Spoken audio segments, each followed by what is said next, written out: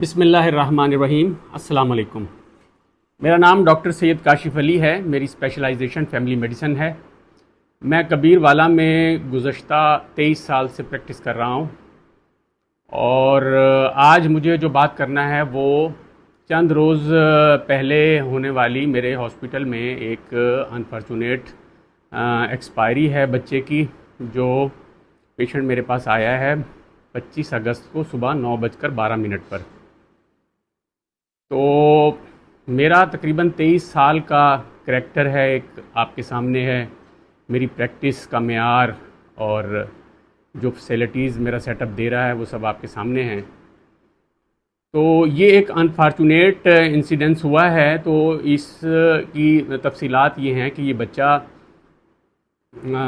بہت serious condition میں میرے پاس آیا، اور فیور تھا، اسے سویئر چیسٹ انفیکشن تھی، بچہ ڈراؤزی تھا، اور بچہ کرا رہا تھا، ہم اسے مورننگ کہتے ہیں۔ یہ سارے سیریس سائنز ہیں۔ تو میں اس بارے میں کچھ آپ کو تفصیلات بتانا چاہتا ہوں۔ کچھ میرے دوستوں نے کچھ دن مجھے منع کیا کہ آپ اس پر بات نہ کریں، لیکن میں وضاحت کرنا ضروری سمجھتا ہوں۔ اس بچے کا علاج بڑی ہم نے توجہ سے کیا۔ یہ نہایت ایک غریب فیملی کا بچہ تھا، بالکل افورڈنگ پیرنٹس نہیں تھے۔ اس کو انجیکٹیبلز پہ ڈالا گیا، ان کے پیرنٹس کو بتایا گیا اس کی صورتحال کے بارے میں کہ بچے کی حالت کافی سیریس ہے اور اس کی جان کو خطرہ درپیش ہے، اور اس کو ریفر کیا گیا۔ اس کا نسخہ جو اس کے والدین کے پاس موجود ہے، اس پہ وہ ریفرل ہمارا لکھا ہوا ہے۔ ہمارے پاس بھی تمام ہمارا ریکارڈ موجود ہوتا ہے، یعنی پیشنٹ آتا ہے تو اس کا پیشنٹ کا نام اور پھر اس کا ٹیلی فون نمبر، اس کے ورثاء کا پتہ وغیرہ سارا کچھ اس پہ ہوتا ہے۔ یہ ہمارے ایس او پیز ہیں، ہمارا ایک رجسٹرڈ ادارہ ہے۔ تو ایسا نہیں ہے کہ ایسے ہی غیر ذمہ دارانہ کوئی یہاں پر کام ہو رہا ہے، تمام چیزوں کی ہمارے ہاں ڈاکومنٹیشن ہوتی ہے۔ تو اس بچے کا علاج ہوا، اس بچے کو بلڈ لگا، اور انفارچونیٹلی ہم نے بہت کوشش کی، آکسیجن میں بچے کو رکھا، اور بچہ یعنی دن میں ہمارے پاس رہا، اور پھر رات کو 6:50 پر اس کی انفارچونیٹ ایکسپائری ہوئی۔ اب اس کے بعد ایک ہمارے کسی بھی صحافی کسی بھائی نے ایک پوسٹ اس پہ لگا دی، اور اس پر کچھ باتیں ایسی اس پہ مینشن کر دیں جس کی وجہ سے اس میں ایک سنسنی سی پھیلا دی گئی۔ اس میں ایک تو یہ کہا گیا کہ بچے کو شاید جو بلڈ لگایا گیا ہے اس کی وجہ سے یہ ڈیتھ ہوئی ہے۔ تو میں اس میں یہ بات واضح کرنا چاہتا ہوں کہ جب بلڈ کسی کو لگایا جاتا ہے تو پورے ایس او پیز کا خیال رکھا جاتا ہے، اس کا لگانے کا ٹائم بھی ہوتا ہے، اس کا لگانے کا جو بھی فرد لگاتا ہے وہ ہمارے پاس سارا اس کا ریکارڈ ہوتا ہے، کنسنٹ ہوتی ہے پیشنٹ کی، دینے والے کی کنسنٹ ہوتی ہے، اور یہاں تک کہ جو ہمارا وہ بیگ ہوتا ہے وہ بھی رجسٹر موجود ہے کہ وہ جو بیگ بعد میں ڈسپوز ہم اس کو کس طرح سے کرتے ہیں۔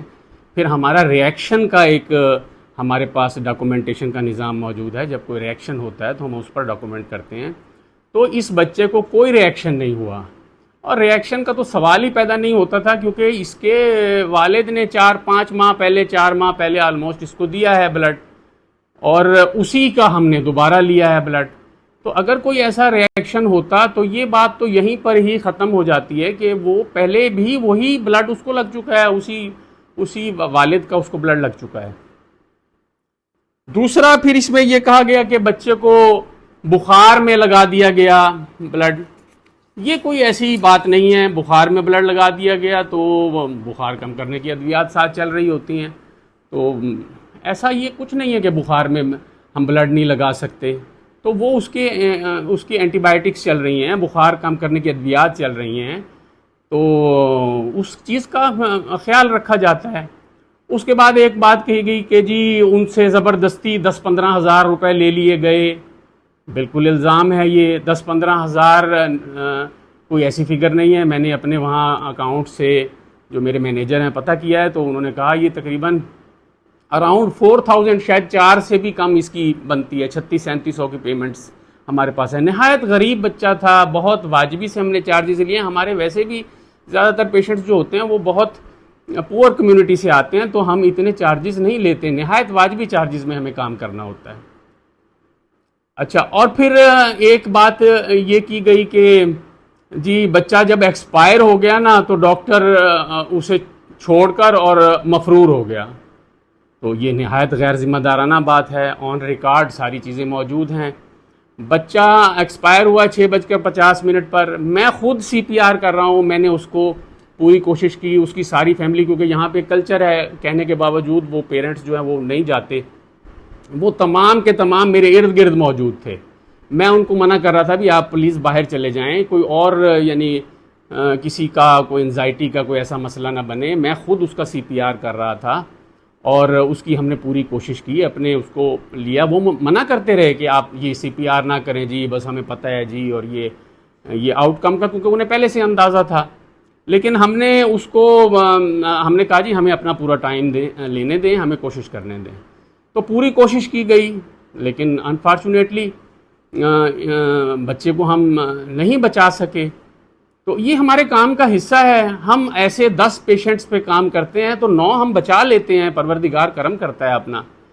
تو باقی موت و حیات پروردگار کے ہاتھ میں ہے. ہم اس پہ کیا کر سکتے ہیں؟ جو اتنا کریٹیکل بچہ آئے گا, اور اکثر ہمارے پاس بچے آتے ہیں تو ارد گرد سے وہ ادویات لے کر اور اپنا بہت سارا ٹائم ضائع کر کے ہمارے پاس آتے ہیں. تو ہمارے پاس اتنا وقت نہیں ہوتا کہ آخر میڈیسن کو بھی کچھ تھوڑا سا ٹائم چاہیے ہوتا ہے.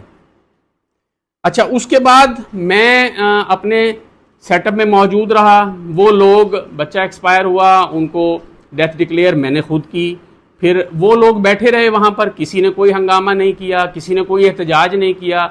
میں وہاں پر موجود رہا. اتنے میں نماز کا ٹائم ہوا, میں نے اپنے آفس میں نماز پڑھی. وہ اپنے سواری وغیرہ کا بندوبست انہوں نے کیا. 10 منٹ شاید لیے ہوں گے انہوں نے, اور پھر وہ یعنی کاملی وہ وہاں سے چلے گئے, اور کوئی ایسی پینک ہی نہیں تھی. اور اس کے بعد بھی ہمارا وہ OPD رجسٹر سب کے سامنے ہے. کوئی بھی شخص آئے وہ ہم چیزیں دکھا سکتے ہیں کہ وہ میں نے اس کے بعد 4 پیشنٹ دیکھے ہیں, اور ان پیشنٹس کے نمبر اس میں موجود ہیں. آپ انہیں ویریفائی کر سکتے ہیں کہ آپ کتنے بجے یہاں پر آئے تھے, کتنے بجے آپ کا ایگزامن ہوا. 8 بجے تک عموماً میں کلینک میں رہتا ہوں. میں شاید 8 کے بھی بعد گیا ہوں. تو یہ بالکل جو ہے نا, یہ ایسے ہی بس ایک ایسے خام خواہ کی ایسے الزامات ہیں. اس میں کوئی ایسی صداقت نہیں ہے, اور ہمارے پاس ہر چیز کا ریکارڈ ہوتا ہے. تو ایسا نہیں ہے کہ جب کوئی بھی شخص ہم چیک کرنا چاہے تو وہ ساری چیزیں موجود ہیں. پھر ایک بڑی عجیب مذاق خیز سی بات کی گئی کہ مریض کو کے لواحقین کو دھکے دے کر باہر نکالا گیا. وہ پوسٹ میں چیزیں موجود ہیں. تو کیا یہ کوئی سینسیبل بات ہے؟ کون شخص ایسا ہے کہ پینک ایک ایسی, یعنی جو لوگ بیچارے انزائٹی میں ہیں, دکھ میں ہیں, پیمنٹس ان کی پہلے ہو چکی ہیں, دھکے دینے کا کوئی سینسیبل کوئی اپروچ بنتی ہے؟ یہ کس ہاسپٹل میں ایسا ہوتا ہے کہ ایسے جو دکھ میں لوگ ہیں ان کو کوئی دھکے دے سکتا ہے کوئی؟ کیا یہ کوئی منطقی کوئی بات ہے یہ سمجھ میں آنے والی؟ تو لوگ بھی ہمارے بھائی جو دوسرے ہیں, پہلے ان کے کولیگز نے اس کو شیئر کیا, اور پھر دیکھا دیکھی اور لوگوں نے بھی شیئر کرنا شروع کر دیے. تو آخر میں یہ کہوں گا کہ یہ جو ہے نا ہمارا جو دکھ ہے کہ ایسی پوسٹیں لگانا یہ نہایت خطرناک عمل ہے. آپ یہ دیکھیں, ہم جیسے ڈاکٹرز جو نہایت کم وسائل میں, ایک کبیر والا ایک چھوٹا سا ایک شہر ہے, ہمارے وسائل بھی محدود ہیں, ہمارے پاس جو لوگ آتے ہیں وہ بھی نان افورڈنگ ہوتے ہیں. اس میں وہ اس قابل بھی نہیں ہوتے کہ ہم ان کو ریفر کرتے ہیں. وہ تو ہماری منتیں کرتے ہیں اور کہ نہیں جی ہم نہیں جاتے, اور اس کو یہ سمجھتے ہیں کہ ڈاکٹر نے جواب دے دیا ہے, اور وہ پھر گھروں کو لے جاتے ہیں. تو کیا آپ یہ چاہتے ہیں کہ تمام ڈاکٹرز خوفزدہ ہو جائیں, وہ ان کا علاج نہ کریں, اور پھر آپ دیکھیں کانسیکوینسز کیا ہوں گے؟ یہ کیا آپ چاہتے ہیں کہ انفارچونیٹلی کہ یہ سڑکوں پر اموات ہوں؟ کیا آپ یہ چاہتے ہیں کہ یہ جو 10 میں سے 9 ہم بچا لیتے ہیں کہ ہم کوئی ایک بھی نہ بچا پائیں؟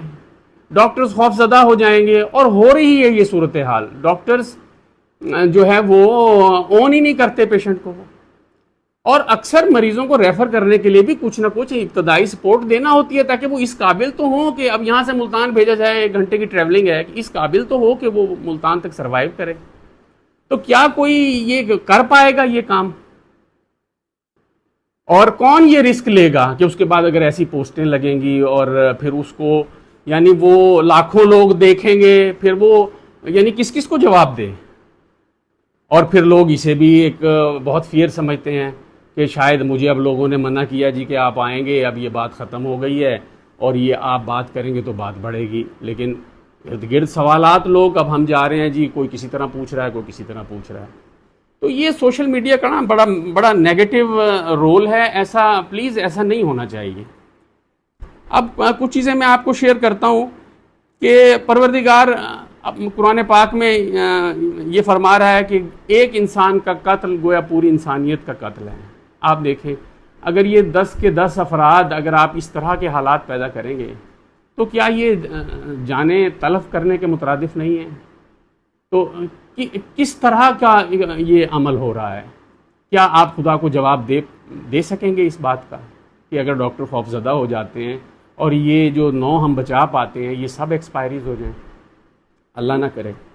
پھر سورہ حجرات میں خدا فرما رہا ہے کہ اگر کوئی ایک شخص تمہارے پاس کوئی خبر لائے تو تحقیق کر لیا کرو، کہیں ایسا نہ ہو کہ تم جہالت سے کسی قوم کا نقصان کر دو اور پھر اپنے کیے پہ پشیمان ہو. کہ عمل یہ ایسا ہی نہیں ہے. پیغمبر اکرم صلی اللہ علیہ وآلہ وسلم حدیث سے مبارک ہے، صحیح مسلم کی حدیث ہے کہ ایک شخص کے جھوٹا ہونے کے لیے یہی کافی ہے کہ وہ سنی سنائی بات آگے کر دے بغیر تحقیق کے. تو کیا یہ ایسا عمل نہیں ہے؟ اور ایک جگہ پہ پروردگار قرآن میں اس کا حکم ہے کہ الفتنۃ والفتنۃ اشد من القتل. تو یہ کیا ایک فتنہ نہیں ہے کہ جو یہ پھیل رہا ہے اور اس طرح آپ اس کا ایک حصہ بن رہے ہیں غیر محسوس انداز میں شیئرنگ سے؟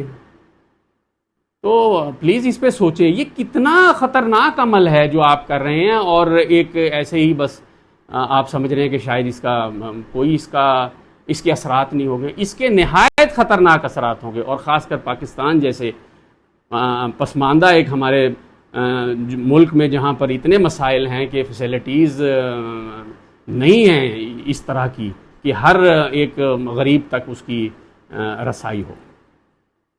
اور آخر میں یہ بات کہوں گا کہ سورہ مائدہ میں پروردگار فرما رہا ہے کہ جس نے ایک انسان کی جان بچائی، یہ غالباً آیت اس کا نمبر 23 ہے شاید یا 32 ہے، کہ جس نے ایک شخص کی جان بچائی اس نے گویا پوری انسانیت کی جان بچائی. تو خدارا آپ ہمارا ساتھ دیں، آپ حوصلہ افزائی کریں کہ اگر کوئی ایسے سیریس پیشنٹس کی ٹریٹمنٹ کر رہا ہے، اور تاکہ ڈاکٹرز اس سے بڑھ کر فیسلٹیز دے سکیں، نہ کہ وہ ڈر جائیں اور لوگ بھی انہیں منع کریں کہ آپ بے وقوف ہیں، آپ نے ایسا پیشنٹ کیوں اون کیا، آپ کو پہلے ہی ریفر کر دینا چاہیے تھا، آپ شروع سے ہی انہیں ریفیوز کر دیا کریں. ہم چاہتے ہیں ہم کچھ ڈیلیور کریں، ہم چاہتے ہیں ہم اپنے شہر کے لیے کارآمد ہوں، اور جو ہم نے حاصل کیا ہے، جو ہم نے محنت کی ہے، ہم ڈیلیور کرنا چاہتے ہیں. تو پلیز آپ ہمارا ساتھ دیں. جی بہت شکریہ. خدا آپ کا حامی و ناصر ہو. اللہ حافظ.